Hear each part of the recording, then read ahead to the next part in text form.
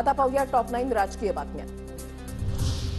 मुंबईतील शिवाजी पार्क मैदानामध्ये आज मोदींची जाहीर सभा। महायुतीच्या उमेदवारांच्या प्रचारासाठी राज ठाकरे आणि मोदी आज एकाच मंचावर। इंडिया आघाडीची मुंबईच्या बीकेसीमध्ये आज सभा। शरद पवार, उद्धव ठाकरे, मल्लिकार्जुन खरगे, अरविंद केजरीवाल उपस्थित राहणार। आदित्य ठाकरेंकडून सभास्थळाची पाहणी।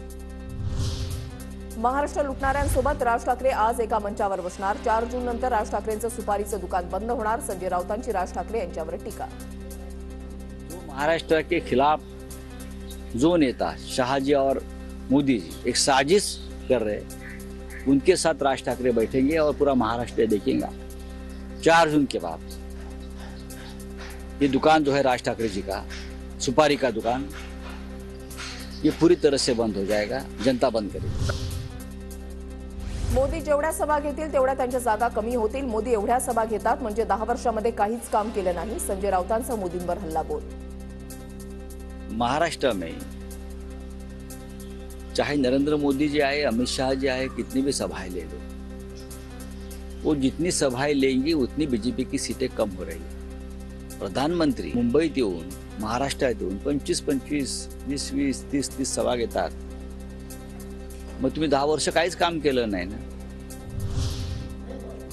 बाळासाहेबांच्या खोलीतही शहांचा जुमला। सर्वाधिक आमदार त्याचा मुख्यमंत्री हा शहांचा फॉर्म्युला नाकारूनच 2.5 वर्ष मुख्यमंत्री असं ठरलं होतं। TV9च्या मुलाखतीमधून ठाकरेंचा हल्लाबोल। मोदींनी माझ्या आजारपणामध्ये किती कॉल केले माहिती नाही, पण प्रेम होतं तर काळी कारस्थानं करून सरकार का पाडलं? उद्धव ठाकरेंचा मोदींवर हल्लाबोल। तर मोदी माझी चौकशी करत असतील तर त्यांना माहिती होतं ना हे, तर मग तुमचे सगळे आताचे जे आहेत ते माझ्या लोकांबरोबर गद्दारीच्या सगळी कारस्थानं काळी कारस्थानं का करत होते? हे तुमचं माझ्याबद्दलचं प्रेम? वोट जिहादच्या फडणवीसांच्या टीकेला उद्धव ठाकरेंकडून प्रत्युत्तर। माझ्या कामामुळे मुस्लिम माझ्यासोबत, थापा जिहाद आणि जुमला जिहाद करत नाही, ठाकरेंचा निशाणा। वोट जिहाद कधी होऊ शकतो का? नाना पटोलेंचा सवाल। तर मोदी घाबरले असल्यानं खोटं बोलतायत, नाना पटोलेंचा मोदींवर निशाणा। वोट जिहाद होऊ शकतं का?